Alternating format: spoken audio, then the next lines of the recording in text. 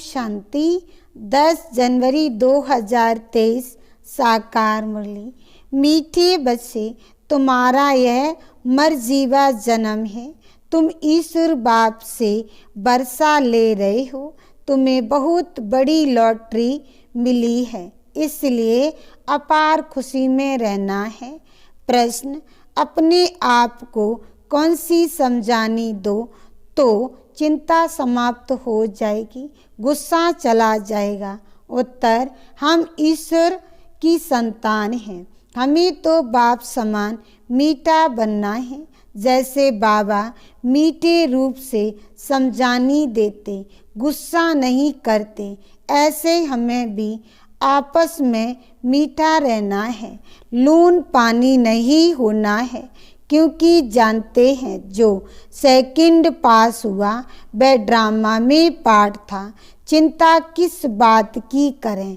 ऐसे ऐसे अपने आप को समझाओ तो चिंता खत्म हो जाएगी, गुस्सा भाग जाएगा। गीत है, यही बार है दुनिया को भूल जाने की। ओम शांति। यह है ईश्वरीय संतान की खुशियों का गायन। तुम इतना खुशी का गायन सत्य में नहीं कर सकेंगे। अभी तुमको खजाना मिल रहा है। यह है बड़े से बड़ी लॉटरी। जब लॉटरी मिलती है तो खुशी होती है। तुम फिर इस लॉटरी से जन्म जन्मांतर स्वर्ग के सुख भोगते रहते हो। यह तुम्हारा मरजीवा जन्म है। जो जीते जी मरते नहीं, उनका मरजीवा जन्म नहीं कहेंगे। उन्हों को तो खुशी का पारा भी चढ़ नहीं सकता जब तक मरजीवा नहीं बने हैं, अर्थात बाप को अपना नहीं बनाया है। तब तक पूरा बरसा भी मिल नहीं सकता। जो बाप के बनते हैं, जो बाप को याद करते हैं, उनको बाप भी याद करते हैं। तुम हो ईश्वरीय संतान। तुम्हें नशा है कि हम ईश्वर बाप से बरसा अथवा बर ले रहे हैं, जिसके लिए भक्त लोग भक्ति मार्ग में धक्का खाते रहते हैं। बाप से मिलने के लिए अनेक उपाय करते हैं। कितने वेद शास्त्र मैगजीन आदि अथाह पढ़ते रहते हैं, परंतु दुनिया तो दिन प्रतिदिन दुखी ही होती जाती है। इनको तमो प्रदान होना ही है। ये बबुल ट्री है ना, बबुल नाथ फिर आकर कांटों से फूल बनाते हैं। कांटे बहुत बड़े बड़े हो गए हैं, बड़े जोर से लगते हैं। उसको अनेक प्रकार के नाम दिए हुए हैं। सत्य में तो होते नहीं। बाप समझाते हैं, यह है कांटों की दुनिया। एक दो को दुख देते रहते हैं। घर में बच्चे भी ऐसे कपूत निकल पड़ते हैं जो बात मत पूछो। माँ बाप को बहुत दुखी करते हैं। सभी कोई एक समान भी नहीं होते। सबसे जास्ती दुख देने वाला कौन है? मनुष्य। यह भी नहीं जानते। बाप कहते हैं, इन गुरुओं ने परमात्मा की महिमा गुम कर दी है। हम तो उनकी बहुत महिमा करते हैं। वह परम पूज्य परम पिता परमात्मा है। शिव का चित्र भी बहुत अच्छा है, परंतु बहुत लोग ऐसे हैं जो मानेंगे नहीं कि शिव कोई ऐसा ज्योति बिंदु है, क्योंकि वह तो आत्मा सो परमात्मा कह देते हैं। आत्मा अति सूक्ष्म है जो भ्रुकुटी के बीच में बैठी है। फिर परमात्मा इतना बड़ा आकार वाला कैसे हो सकता है? बहुत विद्वान आचार्य लोग बीके पर हंसी उड़ाते हैं कि परमात्मा का ऐसा रूप तो हो नहीं सकता। वह तो अखंड ज्योतिमय तत्व हजारों सूर्यों से भी तेजोमय है। वास्तव में ये रॉन्ग है। इनकी राइट महिमा तो बाप खुद ही बताते हैं। वह मनुष्य सृष्टि का बीज रूप है। यह सृष्टि एक उल्टा झाड़ है। सती त्रेता में उनको कोई याद नहीं करते। मनुष्य को जब दुख होता है तब उनको याद करते हैं। हे भगवान, हे परम पिता परमात्मा, रहम करो। सत्य त्रेता में तो कोई रहम मांगने वाला होता नहीं। वह है बाप रचयिता की नई रचना। इस बाप की महिमा ही अपरम अपार है। ज्ञान का सागर पतित पावन ज्ञान का सागर है तो जरूर ज्ञान दिया होगा। वह सत्य चित्त आनंद स्वरूप है, चैतन्य है। ज्ञान तो चैतन्य आत्मा ही धारण करती है। समझो हम शरीर छोड़ जाते हैं तो आत्मा में ज्ञान के संस्कार तो हैं ही। बच्चा बनेंगे तो भी वह संस्कार होंगे, परंतु आर्गन्स छोटे हैं तो बोल नहीं सकते। आर्गन्स बड़े होते हैं तो याद कराया जाता है तो स्मृति में आ जाता है। छोटे बच्चे भी शास्त्र आदि कंठ कर लेते हैं। ये सभी अगले जन्म के संस्कार हैं। अब बाप हमको अपना ज्ञान का वर्षा देते हैं। सारे सृष्टि का ज्ञान इनके पास है क्योंकि बीज रूप है। हम अपने को बीज रूप नहीं कहेंगे। बीज में जरूर जाड़ के आदि मध्य अंत का ज्ञान होगा न। तो बाप खुद कहते हैं, मैं हूँ सृष्टि का बीज रूप। इस जाड़ का बीज ऊपर है। वह बाप सत्य चित्त आनंद स्वरूप ज्ञान का सागर है।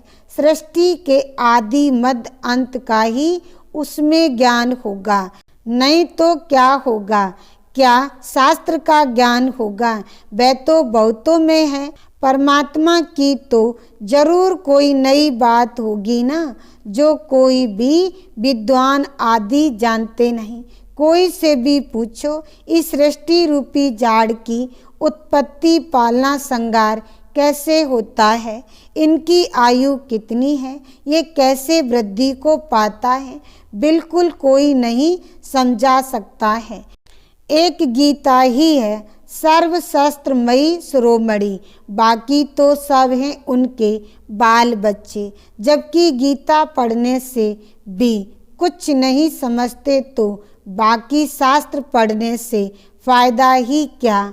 वर्षा तो फिर भी गीता से मिलना है। अब बाप सारे ड्रामा का राज समझाते हैं। बाप पत्थर बुद्धि से पारस बुद्धि बनाए पारसनाथ बनाते हैं। अब तो सब पत्थर बुद्धि पारसनाथ हैं, परंतु वह अपने को बड़े बड़े टाइल्स देकर अपने को पारस बुद्धि समझ बैठे हैं। बाप समझाते हैं, मेरी महिमा सबसे न्यारी है। मैं ज्ञान का सागर, आनंद का सागर, सुख का सागर हूँ। ऐसी महिमा तुम देवताओं की नहीं कर सकते। भगत लोग देवताओं के आगे जाकर कहेंगे, आप सर्वगुण संपन्न हैं। बाप की तो एक ही महिमा है, वह भी हम जानते हैं। अभी हम मंदिर में जाएंगे तो बुद्धि में पूरा ज्ञान है कि इन्होंने तो पूरे 84 जन्म लिए होंगे।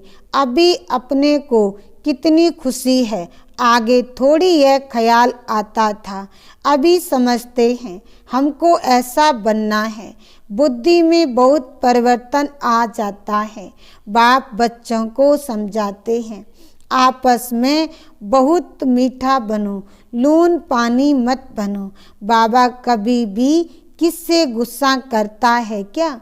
बड़े मीठे रूप से समझानी देते हैं।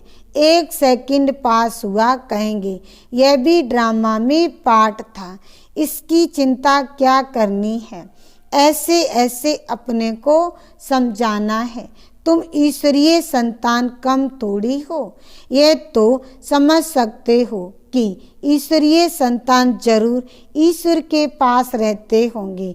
ईश्वर है निराकार तो उसकी संतान भी निराकार है।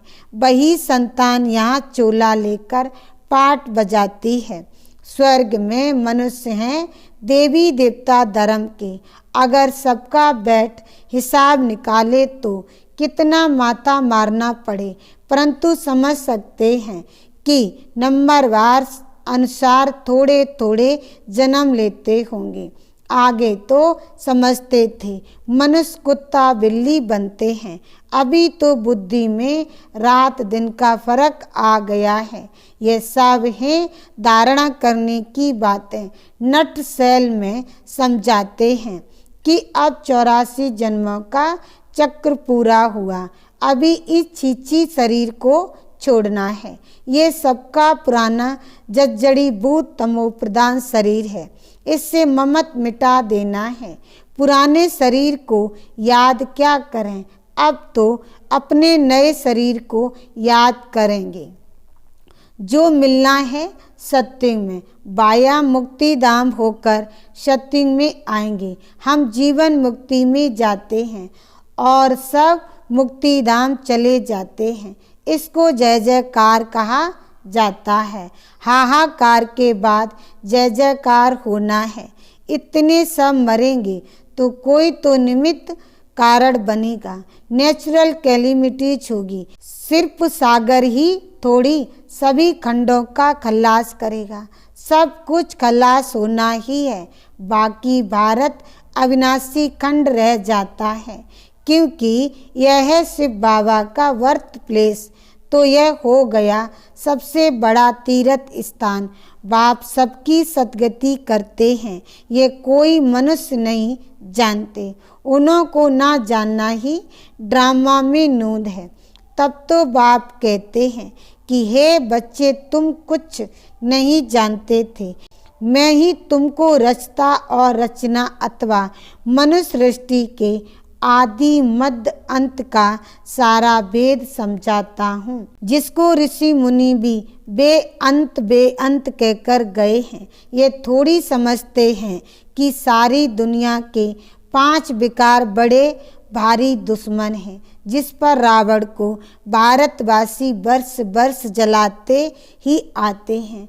उसको जानते कोई नहीं, क्योंकि वह ना जिस्मानी है ना रूहानी है। विकारों का तो कोई रूप ही नहीं है। मनुष्य एक्ट में आता है तब पता पड़ता है कि इनमें काम का क्रोध का भूत आया है। इस विकार की स्टेज में भी उत्तम मध्य कनिष्ठ होते हैं। कोई में काम का नशा एकदम तमो प्रधान हो जाता है, कोई को रजो नशा, कोई को सतो नशा रहता है, कोई तो बाल ब्रह्मचारी भी रहते हैं। समझते हैं यह भी एक झंझट है संभालना। सबसे अच्छा उनको कहेंगे सन्यासी में भी बाल ब्रह्मचारी अच्छे गिने जाते हैं। गवर्नमेंट के लिए भी अच्छा है। बच्चों की वृद्धि नहीं होगी, पवित्रता की ताकत मिलती है। यह हुई गुप्त। सन्यासी भी पवित्र रहते हैं, छोटे बच्चे भी पवित्र रहते हैं, वानप्रस्थी भी पवित्र रहते हैं। तो पवित्रता का बल मिलता ही आता है।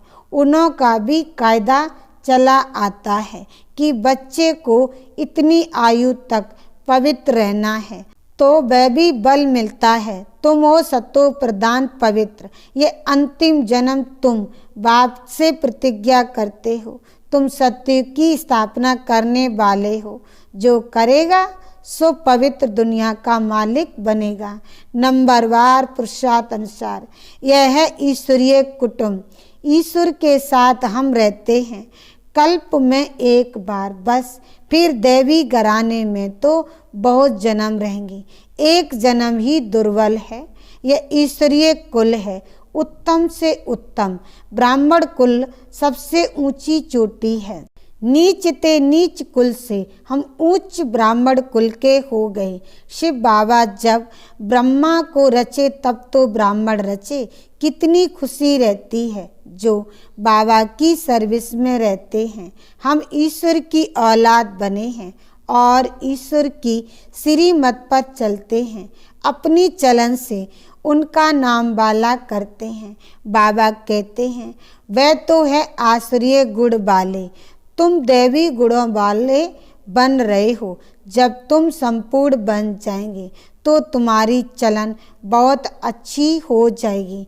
बाबा कहेंगे यह है दैवी गुणों वाले नंबरवार पुरुषार्थ अनुसार, आसुरीय गुण वाले भी नंबरवार हैं, बाल ब्रह्मचारी भी हैं, सन्यासी पवित्र रहते हैं, सो तो बहुत अच्छा है। बाकी वह किसकी सतगति तो कर नहीं सकते। अगर कोई गुरु लोग सतगति करने वाले होते तो साथ ले जाते, परंतु खुद ही छोड़कर चले जाते हैं। यहाँ यह बाप कहते हैं मैं तुमको साथ ले जाऊंगा, मैं आया ही हूँ तुमको साथ ले जाने के लिए। वह तो ले नहीं जाते, खुद ही गृहस्थियों के पास जन्म लेते रहते हैं।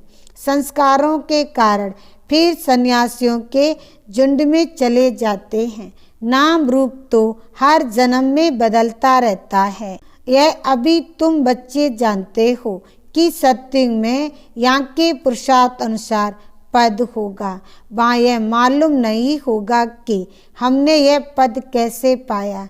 यह तो अभी पता है, जिसने जैसे कल्प पहले पुरुषार्थ किया था वैसा ही अब करेंगे। बच्चों को साक्षात्कार भी कराया हुआ है कि वहाँ शादी आदि कैसे होती है, बड़े बड़े मैदान बगीचे आदि होंगे। अब तो भारत में ही करोड़ों की आबादी है, वहाँ तो कुछ लाख ही रहते हैं। वहाँ थोड़ी इतनी मंजिलों वाले मकान होंगे, अभी है क्योंकि जगह नहीं है। वहाँ इतनी सर्दी नहीं होगी, वहाँ दुख की निशानी भी नहीं है, ना बहुत गर्मी होती है जो पहाड़ों पर जाना पड़े। नाम ही है स्वर्ग। इस समय मनुष्य कांटों के जंगल में पड़े हैं। जितना सुख की चाहना करते हैं उतना दुख बढ़ता ही जाता है। अब बहुत दुख होगा, लड़ाई होगी तो खून की नदियाँ बहेंगी। अच्छा, ये मुरली सब बच्चों के आगे सुनाई। सम्मुख सुनना नंबर 1, टैप से सुनना नंबर 2, मुरली से पढ़ना नंबर 3। सतो प्रधान, सतो और रजो, तमो तो कहेंगे ही नहीं, टैप में हुबहू आती है। अच्छा, बाप दादा और मीठी माँ का शिकिलदे बच्चों को याद प्यार और गुड मॉर्निंग। रूहानी बाप की रूहानी बच्चों को नमस्ते। धारणा के लिए मुख्य सार। पहला पॉइंट, अपनी चलन बा दैवी गुणों से बाप का नाम वाला करना है, आसुरीय अवगुण निकाल देने हैं। दूसरा पॉइंट, इस पुराने जजड़ी भूत शरीर में ममत नहीं रखना है, नए सतयुगी शरीर को याद करना है, पवित्रता की गुप्त मदद करनी है। वरदान, रूहानियत की शक्ति द्वारा दूर रहने वाली आत्माओं को समीपता का अनुभव कराने वाले मास्टर सर्वशक्तिवान भव। सार में कहा, जैसे साइंस के साधनों द्वारा दूर की हर वस्तु समीप अनुभव होती है, ऐसे दिव्य बुद्धि द्वारा दूर की वस्तु समीप अनुभव कर सकते हो। जैसे साथ रहने वाली आत्माओं को स्पष्ट देखते, बोलते, सहयोग देते और लेते, यह रूहानियत की शक्ति द्वारा दूर रहने वाली आत्माओं को समीपता का अनुभव करा सकते हो। सिर्फ इसके लिए मास्टर सर्वशक्तिमान, संपन्न और संपूर्ण स्थिति में स्थित रहो और संकल्प शक्ति को स्वच्छ बनाओ। स्लोगन, अपने हर संकल्प, बोल और कर्म द्वारा औरों को प्रेरणा देने वाले ही प्रेरणा मूर्त हैं। ओम शांति।